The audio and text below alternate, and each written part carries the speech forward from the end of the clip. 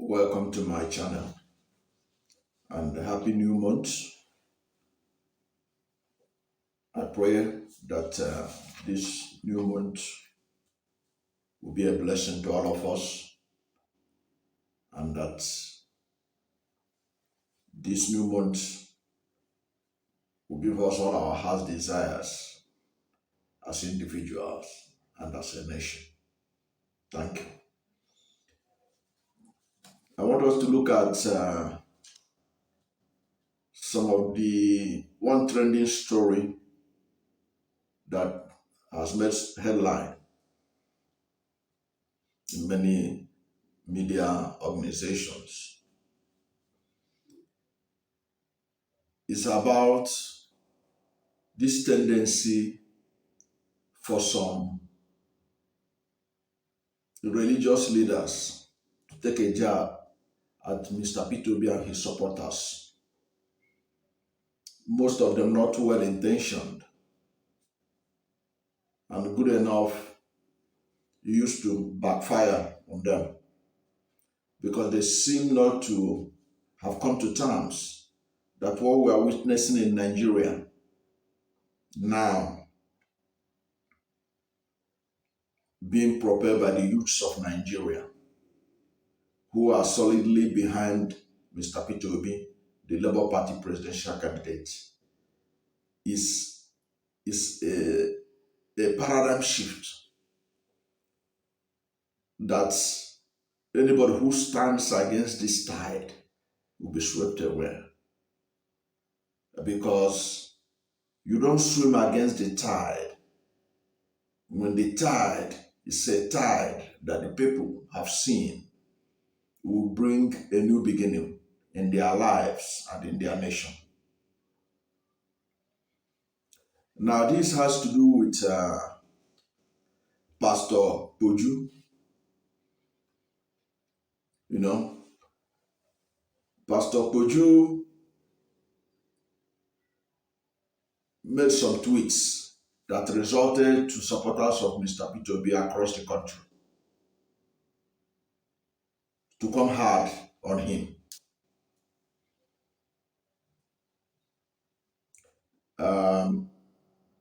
Poju Oyemide, a senior pastor and founder of the Covenant, he has been subjected to heavy criticisms by the supporters of the Labour Party's presidential candidate, Poju. The criticism began after the cleric shared a tweet many inferred was directed at Poju. Oyemide had talked about the enthusiasm of youths, which according to him shouldn't be wasted on a poorly planned projects. He also tweeted that Jesus said that no man goes to battle without taking stock first, nor laying the foundation of a tower.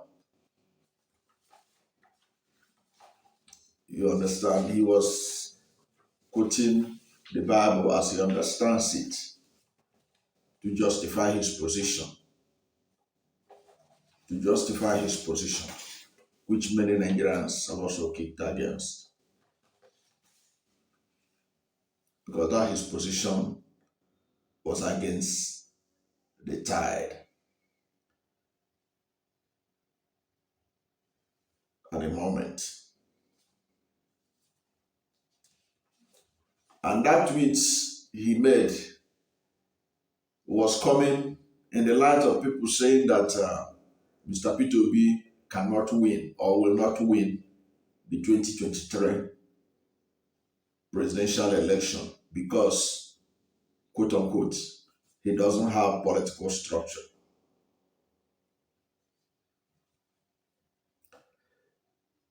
In that his tweets, which I have gone to study, he didn't mention Obi, but everybody knew where he was coming from. And I wasn't surprised that the obedience came hard on him.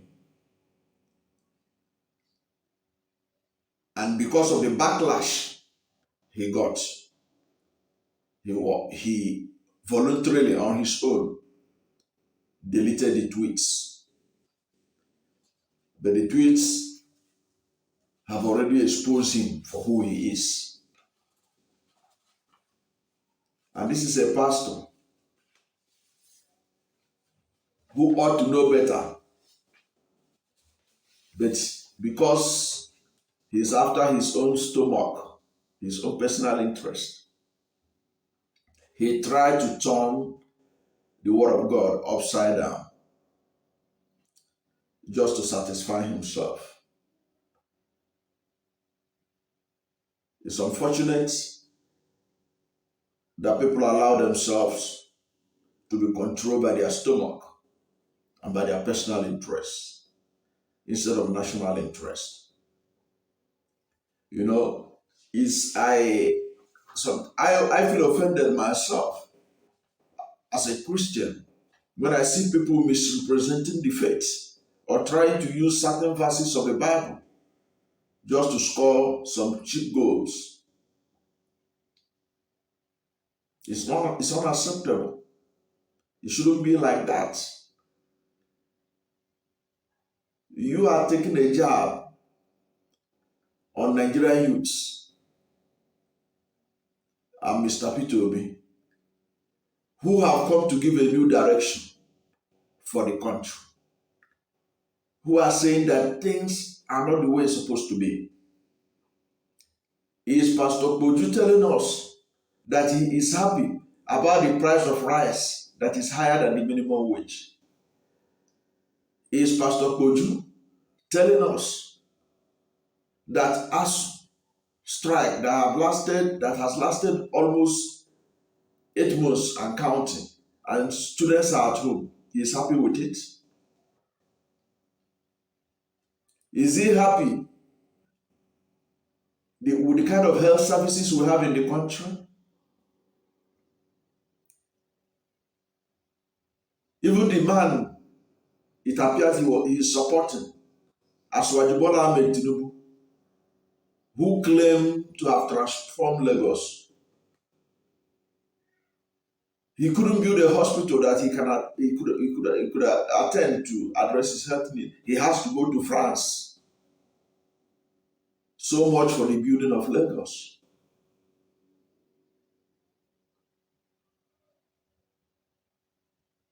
Is that the kind of Nigeria he still want to live in? A country where for you to go get a good education you must go abroad. For you to treat your health, you must go abroad.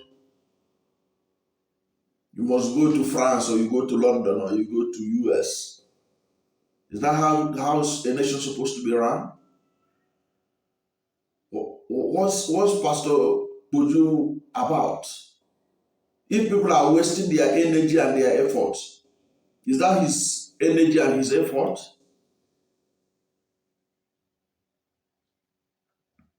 Now look at what he said about faith, which he cited just to discourage the youths. But I'm happy that the youths are not even ready to listen to people like him, who stands truth on his head just for their own selfish interests. Look at what he was. Let me quote one of the tweets that he put out there. He said, faith is not just blind belief or hoping for a miracle. Faith has her eyes opened and possesses the evidence upon which it builds its belief. Faith prepares long, sometimes for years, just as Joseph did for the years of famine. Faith counts the cost before embarking. You can see how some people who are men of God, quote unquote,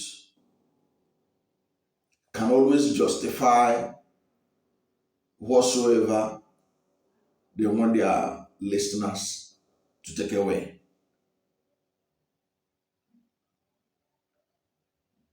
So he wants the youths to continue to live in a country that has no future for them,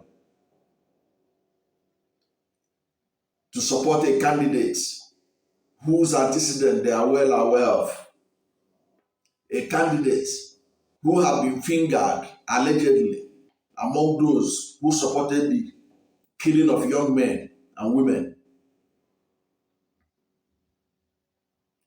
at Lekki Tollgate during the INSAS peaceful protest against police brutality. This is unfortunate. It's unexpected of any religious leader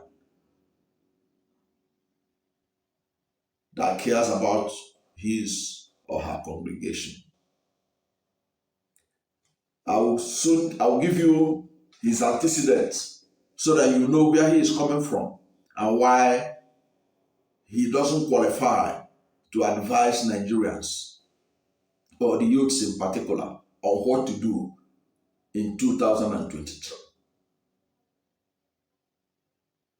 Before I show you that, let me first of all remind you, please, if you are in my channel for the first time and you have never subscribed to my channel, subscribe to my channel, hit the subscription button, hit the notification bell, share this video widely, like it, because when you subscribe to this channel, anytime I have a new video, you will be among the first to know. God bless you. Now,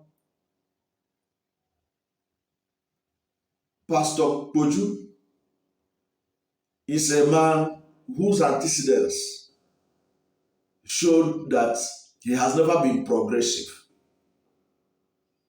in the real sense of the word. He liked to align himself with those already in power. So he is not inclined or prepared for change.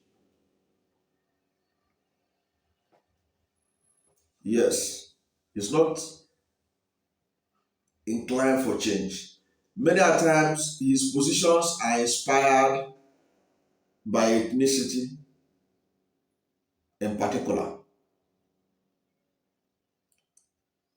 Because in 2015, this same man who are advancing the youth today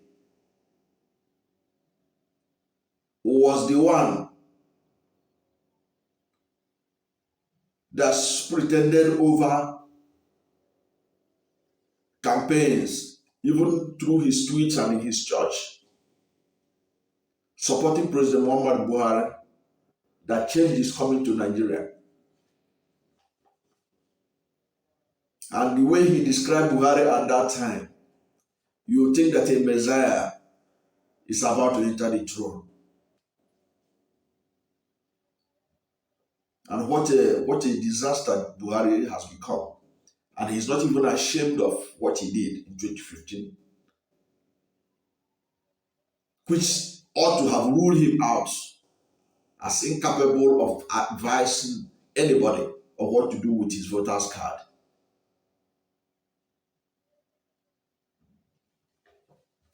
If you go to his the tremel of his Twitter handle, you may still discover this tweet. This is the one tweet that he made in support of President Muhammad Buhari in 2015.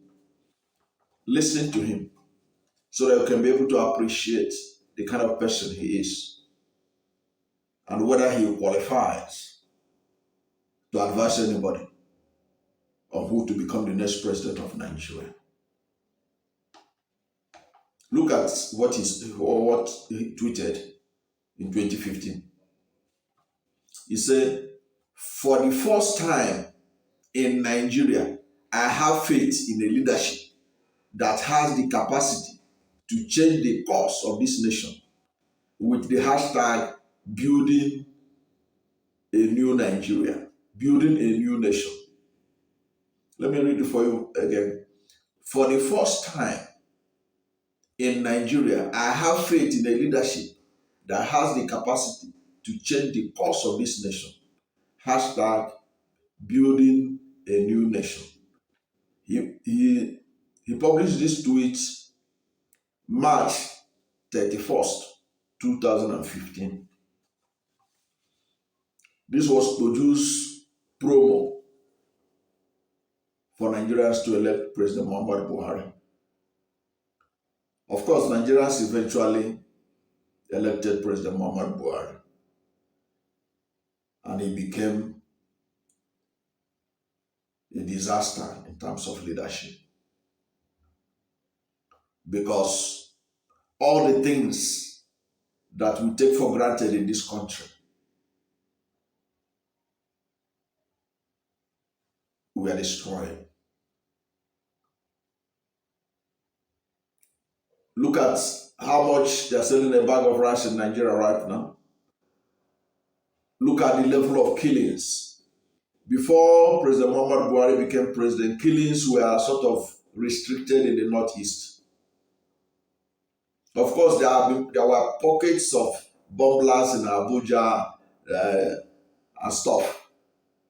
But the kind of killings that were taking place right now is widespread. Today in Nigeria, no part of the country is safe. People are not safe in Ondo State. People are not safe in Lagos State. People are not safe in Benue State. People are not safe in Kaduna. They are not safe even in Abuja, the Federal Capital Territory, where the president resides. Even the president's hometown, home state, Castina, has 8 local governments that bandits are terrorizing the people, and that many of them can no longer go to farm. As the farming season is with us right now, farmers in Zamfara State cannot go to farm. They are either killed or kidnapped, and they have to pay money to be able to be allowed to cultivate their ancestral land, to harvest their crops. In Kaduna State, the same thing. In Briningwari in Kaduna State, in the last 2 years, they say they have spent over 400 million in paying taxes to bandits. Bandits determine whether you can go to your farm. They determine whether you are going to go and weed your farm. They determine your harvesting. And after harvesting, despite the taxes that these people are paid to them, they still demand that if you have 10 bags of rice, you must give them 2 bags of rice. So, did Nigerians hear anything like this in 2015? No. The thing has now forced the governor of Zamfara State to say that they want everybody to defend themselves. They are ready to assist the farmers to be armed, to get their guns licensed with the authorities. That's how bad things have become in Nigeria. And the candidates of that particular party that brought this upon Nigeria is the one that Pastor Poju is working for, advocating for.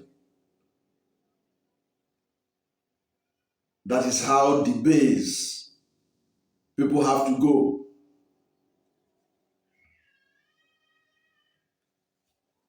just to fulfill their personal interest, when the whole nation is on a standstill.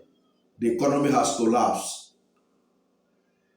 If you look at oil producing nations, they are having the best time of their lives, but only Nigeria is the only OPEC member country that has nothing to show for the present windfall in the price of crude oil necessitated by the Ukraine-Russian war. And this is a party, the party that brought this upon Nigeria, that made Nigeria the poverty capital of the world, is what a pastor is rooting for his candidates and trying to discourage the youths who have seen the light, and rightly so, and are pursuing it. You know, people used to call this that it's a cancel culture, that the obedient Obi supporters or the obedient movement, they are intolerant of opposing view. It's not. I don't think so. That's not how I see them. That's not how I see it. You have to present a superior argument. Because what happened was that after the series of tweets by Pastor Poju, the Obi supporters, these are young men and women who are tech savvy. They understand the way the world works. They begin to dig out. They begin to search out for the antecedent of this man. And they also begin to interrogate some of the things he was claiming, trying to turn the word of God upside down just to suit himself and perhaps his paymasters. They are the people deceiving people with their teachings. Everyone understands the importance of faith. If faith has to have eyes, then what is the essence of faith?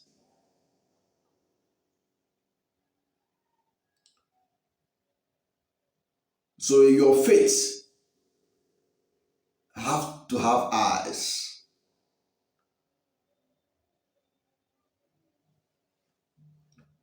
So that you can be sure that it's going to take you where you're going. That's what he's teaching.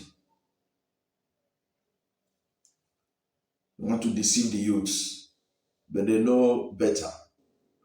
And they replied him in kind. And he wasn't comfortable with their reply. And he couldn't stand the heat. He had to voluntarily delete the tweets. That also became the news again. Poju has deleted his tweets because of the obedient supporters of Mr. Peter Obi. So people should be careful in giving advice. And when they are giving advice, they should give it in good faith. Because once people dictate that your advice is not in good faith, that you are actually projecting your personal agenda, they are going to come against you. And it's their right to do so. That I don't see it as a cancel culture. It is just to make you to realize that we know where you're coming from. We know your history. Don't come and deceive us again. And if you interrogate some of the biblical citations he was making, you know that he wasn't coherent in it. Because subject of faith, even I as a layman on issues of spirituality, especially when it comes to Christianity, I understand the significance and importance of faith.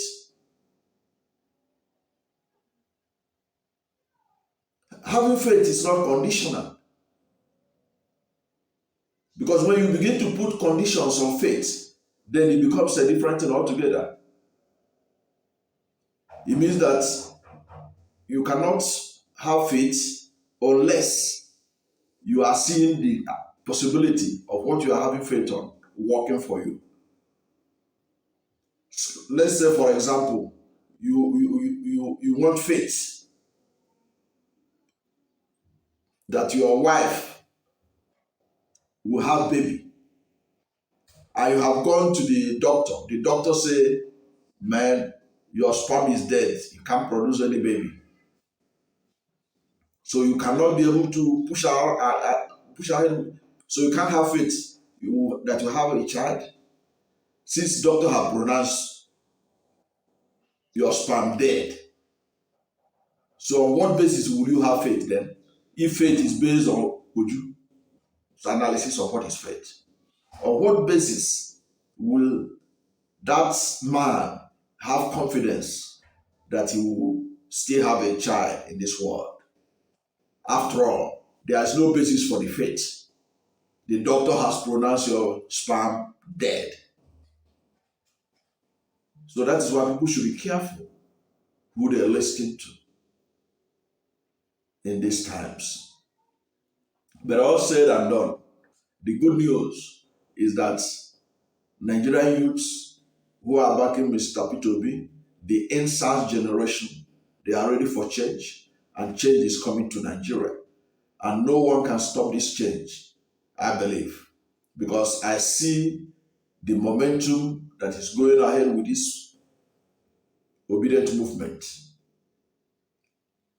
is going to take this country somewhere that everybody will be proud to be a Nigerian, because we cannot continue to live in a country that is this bad, a country where people no longer have hope, a country in which a reverend father is killed every other day, and even the bishop burying them, they say that tears have dried in their eyes. We cannot continue in a country like that. We have to build a new country, and it's left on all of us to make the right choice. And the right choice means we have to move away from Egypt. We have to go away from the way of doing things in the past, which has not helped us, and elect a leader that will take this country to the next level of development. Thank you very much for coming to my channel and for listening thus far. And if you have not yet subscribed to my channel, please don't forget to subscribe to my channel. Hit the subscription button, hit the notification bell, like this video, share it widely. When you subscribe to my channel, anytime I have a new video, you'll be among the first to know. God bless you.